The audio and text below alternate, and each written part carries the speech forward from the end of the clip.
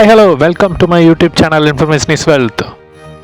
இன்றைக்கி இந்த வீடியோவில் என்ன பார்க்க போகிறோம் அப்படின்னா, செக்லீஃப் வந்து எப்படி எழுதுறது, அதில் என்னென்ன டைப்ஸ் இருக்குது, எப்படியெல்லாம் நம்ம வந்து சேஃபாக செக்லீஃப் வந்து யூஸ் பண்ணுறது அப்படிங்கிறது தான் மெயினாக பார்க்க போகிறோம். செக்கில் பொறுத்த வரைக்கும் டேட்டு, அமௌண்ட்டு, அப்புறம் அமௌண்ட் வந்து வேர்ட்ஸில், சிக்னேச்சர், அப்புறம் நீங்கள் எதில் பே பண்ண போகிறீங்க, ஓப்பன் செக்காவா இல்லை வந்து அக்கௌண்ட்டில் பே பண்ண போகிறீங்களா அப்படிங்கிறதெல்லாம் மஸ்ட்டு இந்த இதில் செக்கை பொறுத்த வரைக்கும். ஓவர் ரைட்டன் இல்லை வந்து அந்த வேர்ட்ஸ் கிராஸ்டு அது எதுவுமே வந்து இல்லாமல் பார்த்துக்குங்க. பேன்ற இடத்துல வந்து நம்ம யாருக்கு பே பண்ண போகிறோம், ஒரு இண்டிவிஜுவல் பர்சனுக்கா இல்லை வந்து ஒரு இன்ஸ்டிடியூஷன் இல்லை ஒரு ஆஃபீஸ்க்கு இது பண்ண போகிறீங்களா, ஒரு பேங்க்குக்கு பண்ண போகிறீங்களா அப்படிங்கிறத வந்து அது தெளிவாக அந்த இடத்துல எழுதணும். அதுக்கப்புறம் நீங்கள் வந்து ஓப்பன் செக்காக கொடுக்க போகிறீங்களா இல்லை அக்கௌண்ட்டில் கிரெடிட் ஆகிற மாதிரி கொடுக்க போகிறீங்களா அப்படின்றத பார்த்துக்குங்க. கேஷ் வந்து லிமிட்டேஷன் இருக்குது, அதாவது ஓப்பன் செக்காக கொடுக்கறதுக்கு வந்து லிமிட்டேஷன் இருக்குது. நீங்கள் அக்கௌண்ட்டில் ட்ரான்ஸ்ஃபர் பண்ணுறதுக்கு லிமிட்டேஷன் வந்து கொஞ்சம் ஜாஸ்தியாக இருக்கும். அது இண்டிவிஜுவல் பேங்க் வந்து உங்கள் அக்கௌண்ட்டுக்கு தகுந்த மாதிரி வச்சுருப்பாங்க. ஸோ அது வந்து செக் பண்ணிக்கிங்க. ஸோ இதெல்லாம் செக் பண்ணிவிட்டு நீங்கள் மெயினாக வந்து அமௌண்ட்ஸ் அண்ட் வேர்ட்ஸ் அப்படிங்கிறதுல இல்லை வந்து இன்ஸ்டியூஷன் நேம் எழுதும் போது வந்து தெளிவாக எழுதுங்க. கேபிட்டல் லெட்டர்ஸில் எழுதுறது அட்வைசபிள். அதில் வந்து நம்ம அந்த ஸ்பெல்லிங் வந்து ஏதாவது ஒன்று மிஸ் ஆகிடுச்சு அப்படின்னு சொல்லிட்டு நம்ம ஏதாவது ஓவர் ரைட் இதெல்லாம் பண்ணுறது வந்து கண்டிப்பாக அக்செப்ட் பண்ண மாட்டாங்க. ஸோ கரெக்டாக நம்ம என்ன எழுத போகிறோம், என்ன எழுதணும் அப்படிங்கிறத வந்து தெளிவாக முன்னாடியே ஒரு இதில் பேப்பரில் கூட இது பண்ணி பார்த்துட்டு அதுக்கப்புறம் இதில் கரெக்டாக அந்த வேர்டிங்ஸ் வந்து கரெக்டாக எழுதுறது பெட்டர். டேட்டை பொறுத்த வரைக்கும் 3 விதமாக இருக்குது: ப்ரீ, போஸ்ட், அதுக்கப்புறம் கரண்ட் டேட்டு.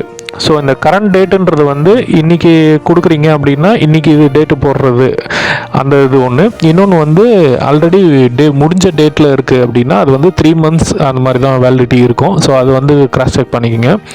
போஸ்ட் டேட்டுன்றது வந்து நீங்கள் எப்போ கொடுக்க போகிறீங்களோ அந்த டைமில் வந்து உங்கள் அக்கௌண்ட்டில் பைசா இருக்கிற மாதிரி பார்த்துட்டு அந்த போஸ்ட் டேட் நெக்ஸ்ட்டு 3 months இல்லை 6 months அந்த மாதிரி கொடுக்கலாம். அப்படிங்கிறது வந்து நீங்கள் அந்த டேட்டு போட்டு கொடுத்துட்டீங்க, போட்ட டேட்டில் இருந்து அது வந்து வேலிட் செக் ஆகிடும். ஸோ அந்த இதுலேருந்து உங்களுக்கு அக்கௌண்ட்டில் இருந்து பைசா எடுக்கிறதுக்கு இது பண்ணுவாங்க.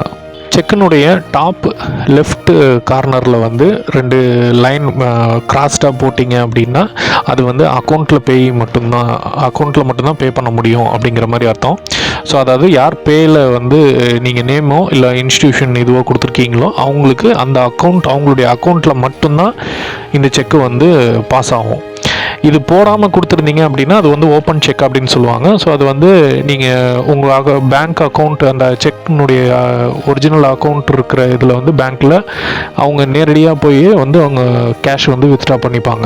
அது மாதிரி டைரக்ட் கேஷ் வித்ட்ராலுக்கு வந்து லிமிட்ஸ் இருக்குது. ஸோ ஆல்ரெடி நான் இந்த வீடியோவில் சொன்ன மாதிரி அதையும் கன்சிடர் பண்ணிக்கோங்க. ஃபைனலாக இது எல்லாருமே யூஸ் பண்ணியிருப்போம். செக் புக் இதுக்காகவே வாங்கியிருக்கவங்களும் சில பேர் இருப்பாங்க.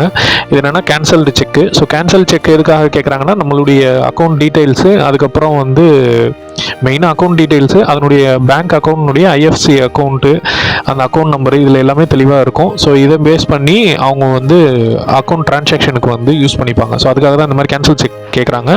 ஸோ இந்த கேன்சல் செக் எப்படி எழுதணும்னா இங்கே இதில் டிஸ்பிளேயில் இமேஜில் காட்டியிருக்க மாதிரி நடுவில் கிராஸ்டு வந்து 2 லைன் போட்டு அதுக்குள்ளே வந்து கேன்சல்டு அப்படிங்கிறது எழுதணும். ஸோ இப்படி எழுதுறீங்கன்னா அது கேன்சல் செக்கு. இதுக்கு மோஸ்ட் ஆஃப் இது வந்து அக்கௌண்ட் வெரிஃபிகேஷன் அந்த மாதிரி இதுக்கு பர்பஸ்க்கெலாம் வந்து நிறைய இடத்துல கேட்பாங்க. ஸோ இது நம்ம நிறையவே யூஸ் பண்ணியிருப்போம். இந்த வீடியோ பிடிச்சிருந்ததுன்னா லைக் பண்ணி சப்ஸ்கிரைப் பண்ணிவிடுங்க.